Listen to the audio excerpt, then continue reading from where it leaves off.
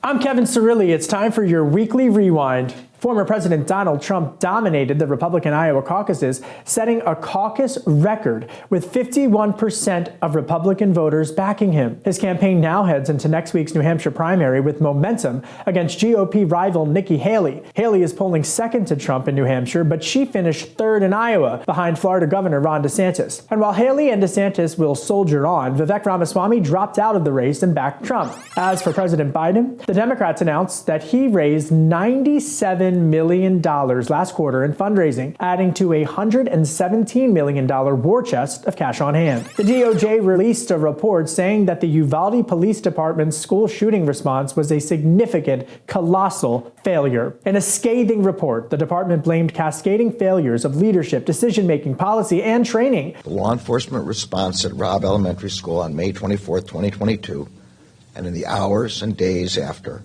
was a failure that should not have happened.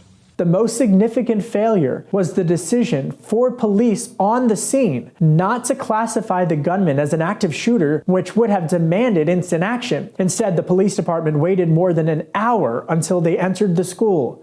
19 kids were killed, and 2 teachers. House Republicans are moving ahead with impeaching Homeland Security Secretary Alejandro Mayorkas for his handling of the border crisis. The White House is slamming the move, calling it unconstitutional. But Congressman Michael McCall, a Republican of Texas, says that a vote could come before the committee January 31st. That means that the committee would likely hold a vote on an impeachment resolution on January 31st, which would then send it to the floor of the House in early February. That would be the first time a cabinet secretary has been impeached since 1876. The U.S. launched their 4th round of military strikes against the Houthi terrorists in the Red Sea. The latest military action comes after President Biden redesignated the Houthi rebels as a terrorist organization after revoking that status when he took office.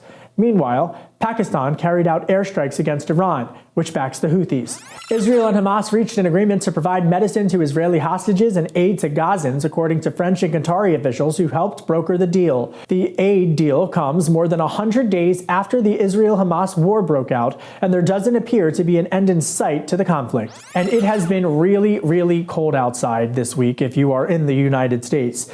Many cities experienced record low or close to record low temperatures. The South and the Gulf Coast has seen temperatures in the 20s and 30s, significantly less than normal temperature averages. So bundle up and stay warm.